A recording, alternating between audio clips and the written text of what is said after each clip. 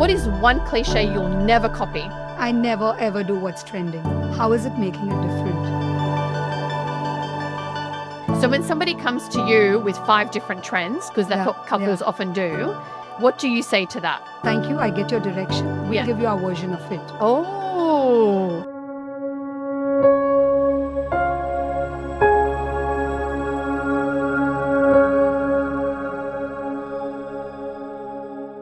It's very exciting for us to have Preet here from Bling Mushrooms all the way from India.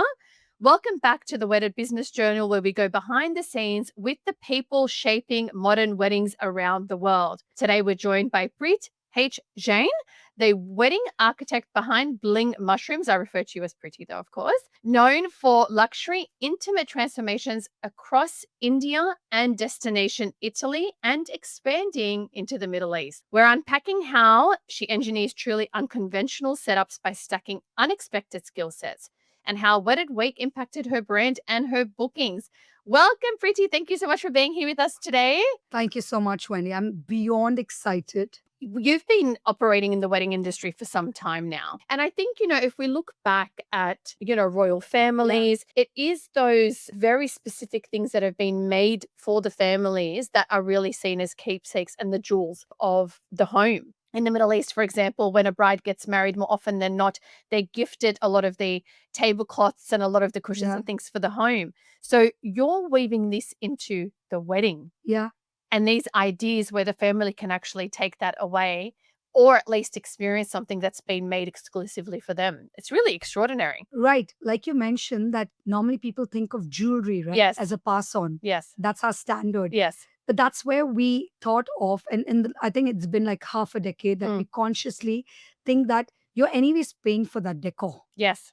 I'm anyways charging you an X amount. Sure, we all need to make our money to take back home as well. Yes. But if alongside that, I'm able to give you something that you can take back home, that already sort of makes us so different from the rest. Yeah, it really does. We work with many tourism boards, many venues who are very mindful of how can the wedding industry be eco-friendly. Yeah. I've spoken at over 50 international conferences, and at every conference, there's a conversation around, we can't really be eco-friendly. Yeah. We can't really think about sustainability. We're a very wasteful industry. But you're proving that that's not necessarily the case. There are ways to consider utilizing the products, the tools, and even the people coming into the wedding and how they can be part of the experience from the wedding and thereafter. So I absolutely love that. When it comes to the large scale weddings, you really do need the experts, particularly if your whole family is also traveling, or you have guests coming in from around the world. Now, mentioning guests from around the world, I want you to talk a little bit about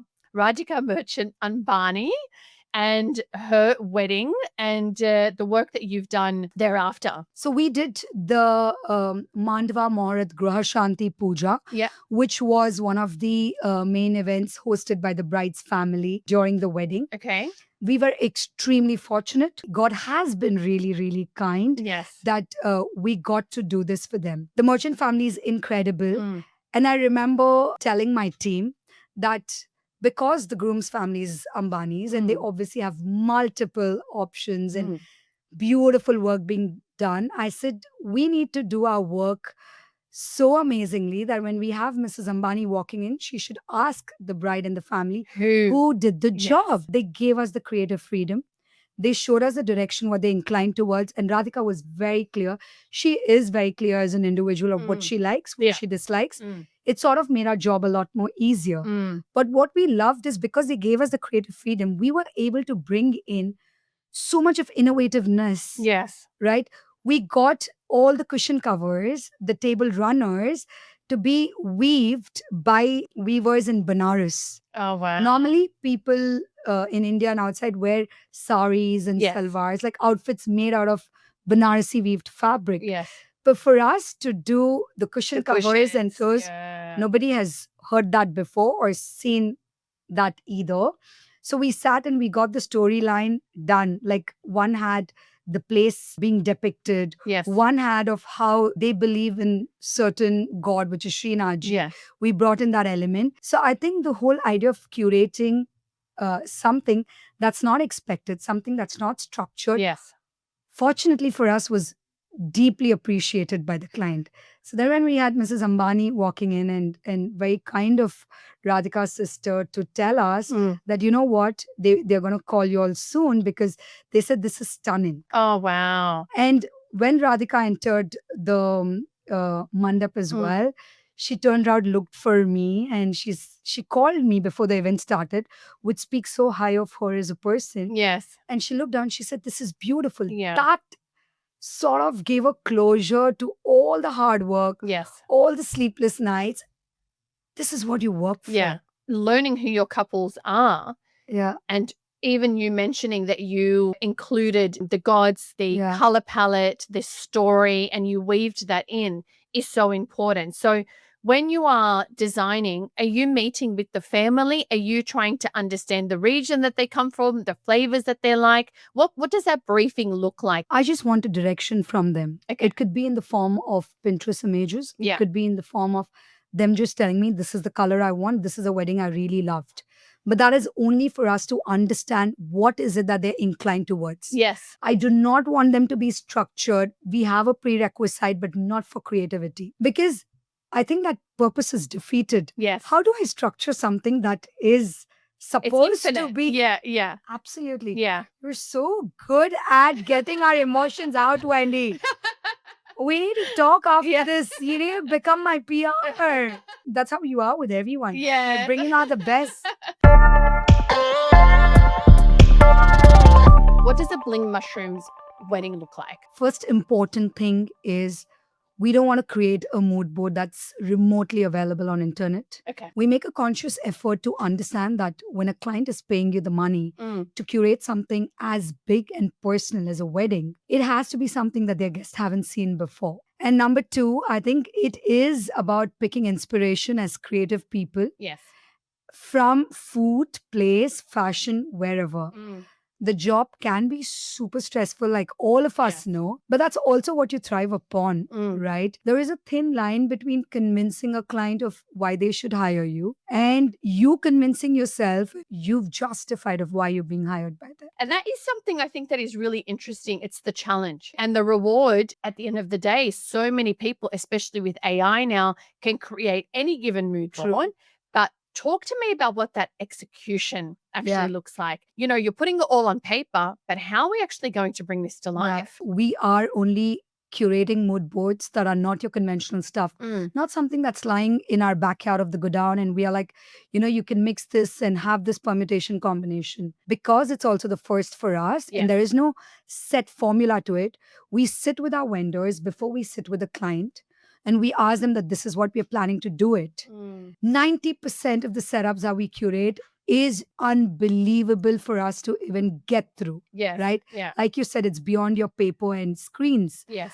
You need to get your engineering in place. You cannot just get your creativity together, especially when you're trying to do a setup which is so extensive and which is so heavily loaded. Yes. You can't all the time try to have about the aesthetics. Yes. The engineering of it is very important. So get the technical team together before you get your floral or your light team together. It's this team who needs to understand what modification, what alteration, because safety is first. It's kind of like getting the architect before you start building, right? Totally. So it's exactly like building a home. And I'm going to talk a little bit about the fact that you've worked on intimate events and you've worked on really large scale events. That's correct. How do you design for experience as well? Because we know that Indian weddings can be very lavish.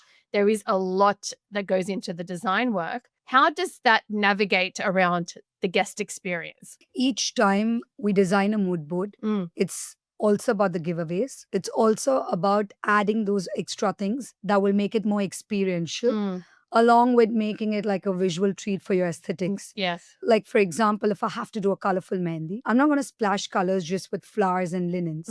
We go looking out for skill sets that can be different, that can be explored. So we are both making it meaningful, mindful, and also giving someone else a platform to find another way of making money.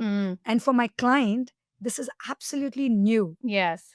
And you also are taking a piece of that back home. Like 10 years later, you look at that cushion cover Yeah. or a table throw, you're like, this was made for my wedding exclusively. It's amazing. So I think the exclusivity part, experiential part will only come when you're doing something out of your way, something out of the box, looking through what can be stitched alongside. Yeah. And artisanal work is so important, particularly for Indians. You are known for design work, for color, for fabrication, for texture.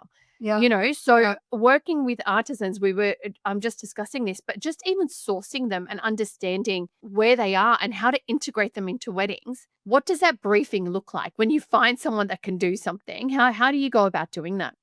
I think it is so important that as designers, we do that R&D, we go do that groundwork of whom can we get on board. Yes. Right? Yeah. And don't you think already, like you said, with AI and internet having so many options, Yes. people are just bringing in things from different corners through internet and putting them together in the name of a big wedding. Yes. Which is why I think we go do that groundwork. Like in India itself, there are diversified skills that are amongst people of the country. Yes. But that also implies to people outside the country. If I have to go to Middle East, someone who's spending an X amount would be more than happy to know that they're getting something that no one else has recommended them. That might not be popular. It's access. And also to be able to be novel and innovative. Yes. And then I think we made this a conscious effort that with every client, whether it's an intimate wedding, whether it's a grand wedding, we want to bring in table centerpieces. Like there's a place called Firozabad in India where they have multiple factories where they make glass stuff. You have to take me there. I will send you and I will take you. So a large part of those factory stuffs are being exported around the world. Okay. One of our weddings, we told them that we will get the table center also curated according to your color and theme. Let's pick a mood board that you're going to be moving into your new house, even for your reception. Yes. I sort of married her new house mood board with her reception, where my bride could take those table centers back home for her coffee tables and her bar console, fresh out of the factory for your wedding. Imagine that, honestly. And I think I didn't do a fair job of bringing out those stories more on my social media, but I'm so happy you're pronouncing this out here. Whilst you're based in India, you obviously have worked in Italy, you're expanding in the Middle East, and India is a very big place, guys. So it's not like if you're based in Delhi that, Mumbai's down the road, right? Yeah. So how do you manage designing in different parts of the world?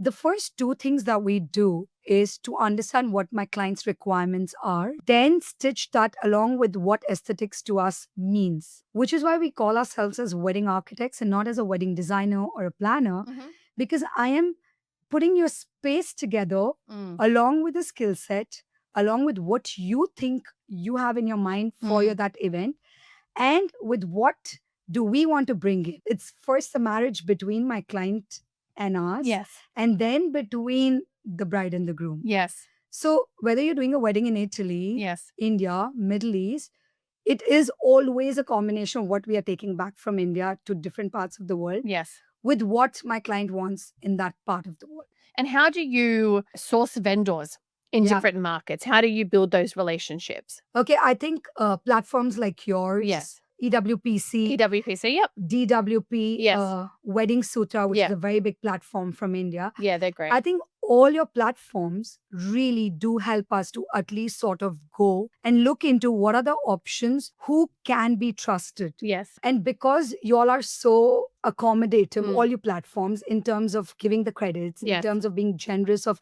telling who did what, we are able to quickly reach out to them and be like, hi, coming to your city, like, let me know how you want to run by. I honestly think you guys have made that job easy. Now it's like picking up a dictionary and just reaching out.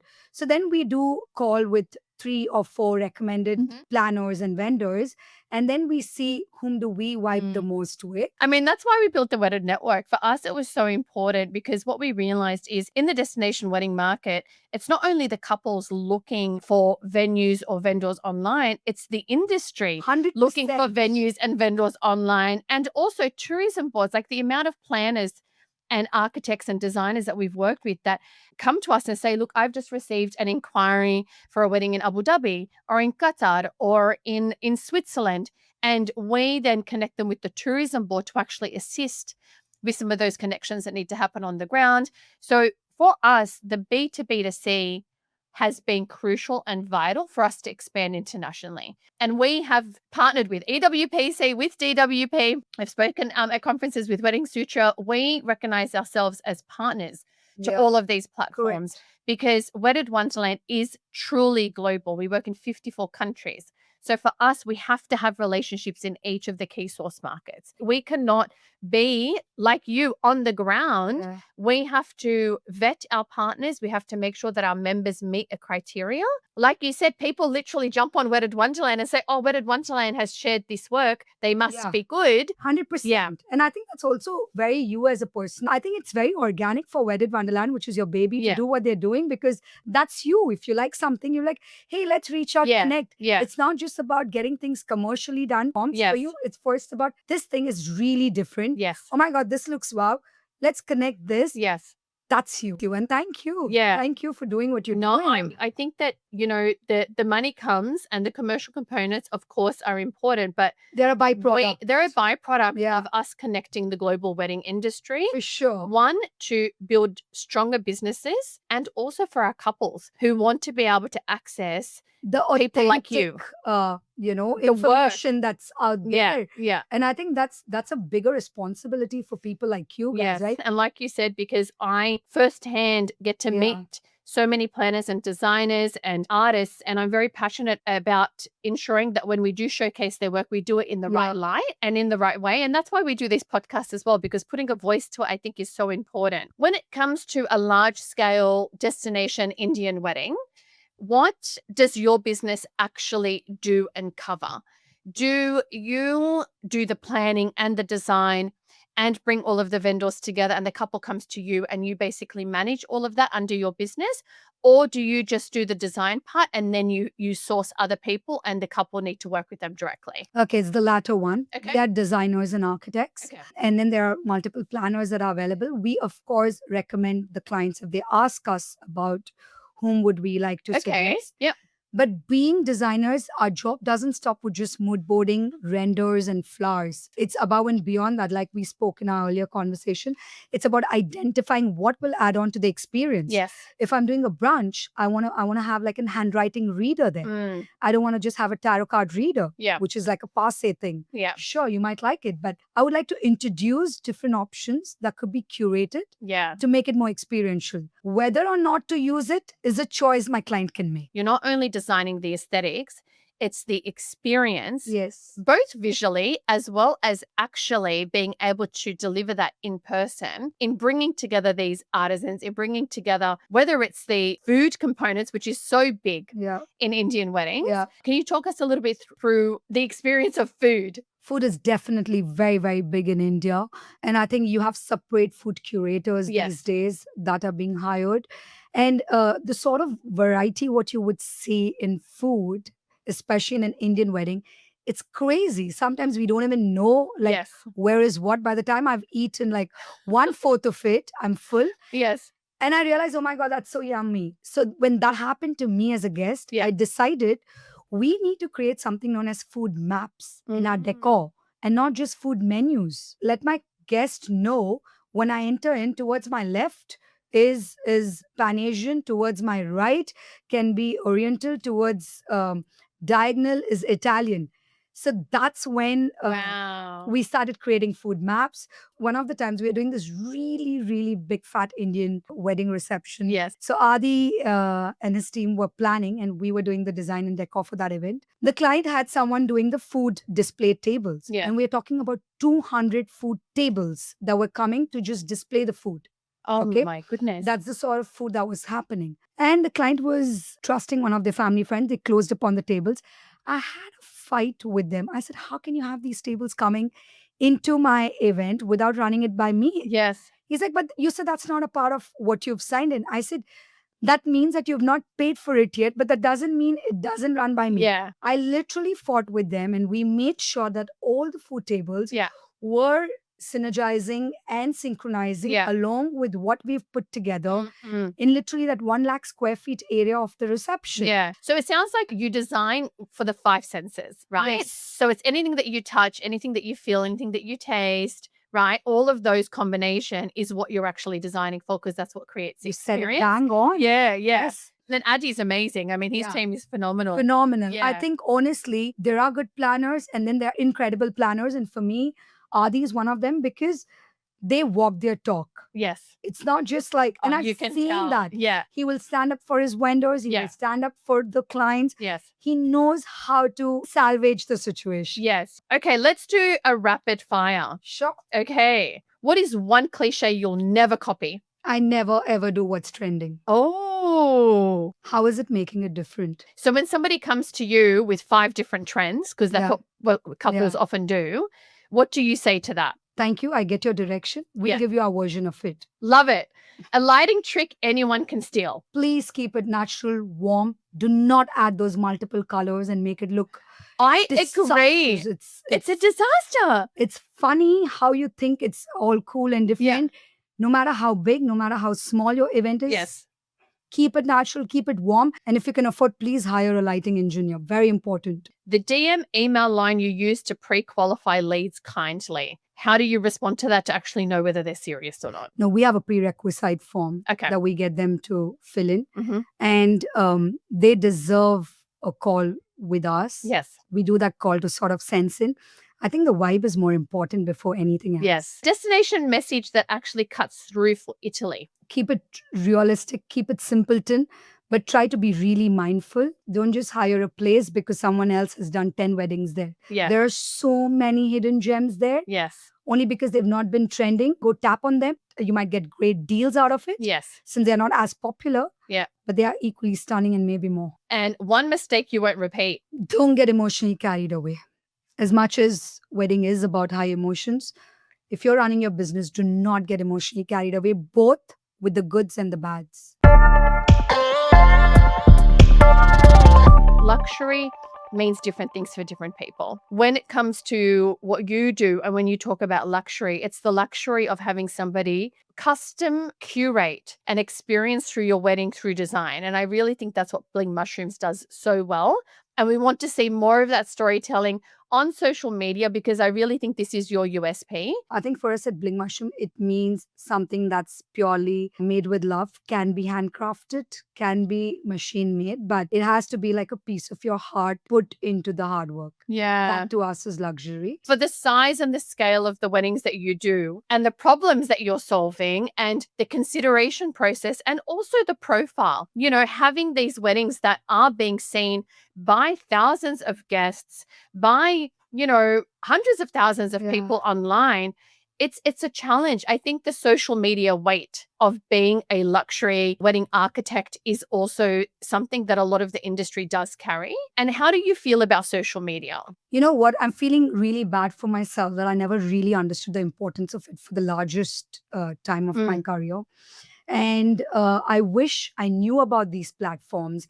I wish I sort of understood the importance of it because, please, let's face it, they are supremely important, both for us in the business and for our clientele who want to get their wedding done. Today, I might be amazing at my work, but if someone has not taken notice of me, if someone has not identified who I am, what is the point?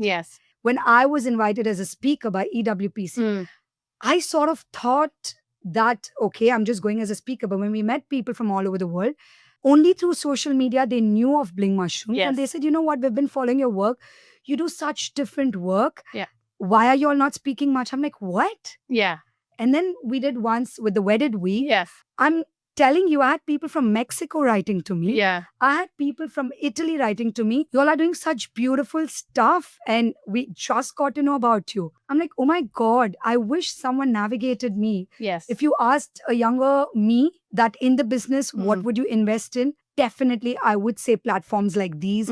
I'm very shy. I'm not a very extrovert person when it comes to talking about my work, talking about what we do. It's still outside my comfort zone. But Wendy, it's the need of the hour. It is. You need to do it and you need to push yourself. Your product is here, but your online footprint is here. Correct. And it's not fair for you. The first thing that somebody says is, go check out Bling Mushrooms. The first thing that they do is they jump on your Instagram account. True. They're going to make a judgment call immediately from seeing your work.